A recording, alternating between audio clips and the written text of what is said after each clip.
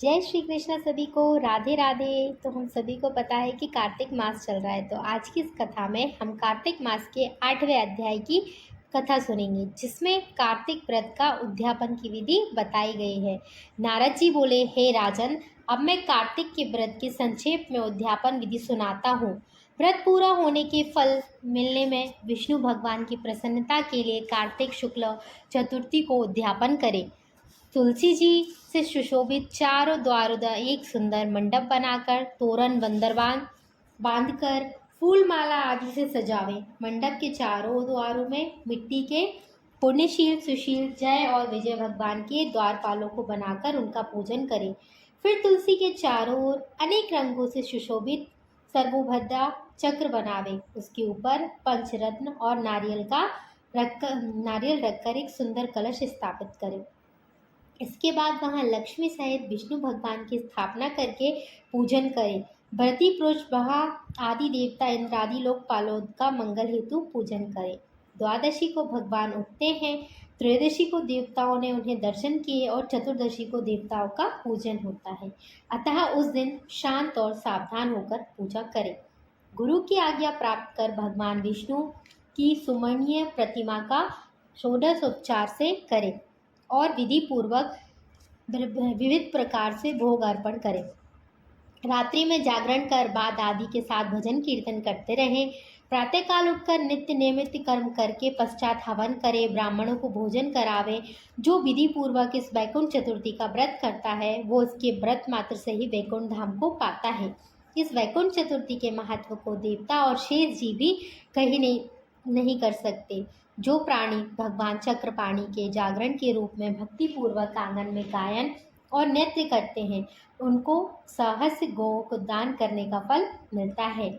जो वासुदेव भगवान के सन्मुख भजन कीर्तन आदि करता हुआ जागरण करता है अथवा उनकी लीलाओं का पाठ करते हुए जागरण करता है और वैष्णव के मन से आनंद देता है, उसे पूर्ण मुक्ति मिल जाती है। और पूर्ण मुक्ति मिल जाती है। जो मुख से प्रथा का पक्षपात नहीं करते, उनका पुण्य दिन प्रतिदिन कोटि तीर्थ यात्रा के समान हो जाता है।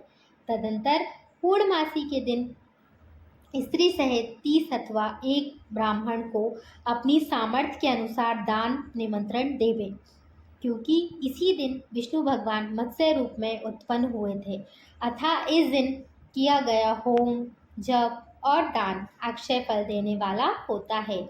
अतः उनको प्रसन्न करने के लिए इसी तिथि में उन ब्राह्मणों को खीर आदि का भोग लगावे तथा आतो देवा इन मंत्रों को तिल और खीर का हवन करें। तत्पश्चात ब्राह्मणों को यथाशक्ति दक्षिणा दें और नमस्कार करें। फिर विधि पूर्वक भगवान का पूजन करें। पश्चात देवताओं तुलसी और कपिला गो का पूजन करें। फिर सप्तपनीक वस्त्राभूषणों से सुसज्जित होकर गुरु का पूजन करें और क्षमापन करावे। मेरी व संतान पुत्र पौत्र आदि की दीर्घायु होवे तथा पूजा करने से मेरे मनोरथ सफल हो और मरण उत्पादन मुझे विष्णु लोक को स्थापित हो, ऐसा उन ब्राह्मणों से क्षमापन करा के और प्रसन्न कर पूजा विसर्जित करें तथा पूजा की सामग्री एक गौ के समेत गुरु आचार्य को निवेदित करें। तत्पश्चात परिवार व मित्रों सहित भोजन करें। कार्तिक को माघ एक ऐसी विधि कही गई है। भक्ति सहित कार्तिक का व्रत रखने वाले धन्य हैं, वे सदा पूजनीय हैं और वे सफल मनोरथ हैं। कार्तिक के उपवास के भय से देहस्थ सब पाप कांपने लगते हैं और कहते हैं कि अब आप कहाँ जाएं। वे प्रति तेजी क्षीण होकर दूर भागते हैं। जो कार्तिक महत्व में भक्ति पूर्वक सुनते हैं और कहते हैं, वे पापों रहित उत्तम फल प्राप्त करते हैं। जैसे कि हम सभी को पता है कि कार्तिक मास जो है वो बेहद ही पावन मास है, तो इसमें हमें क्या नियम क्या विधि पूर्वक पूजा करनी चाहिए और उसका उद्यापन कैसे करना चाहिए, आज की कथा में हमने यह श्रवण करा। ऐसी कथाएं और अध्यायों से जुड़े रहने के लिए चैनल से बने रहिए और वीडियो यदि अच्छा लगा हो तो प्लीज़ लाइक करें और चैनल को सब्सक्राइब करें। जय श्री राधे, जय श्री कृष्णा।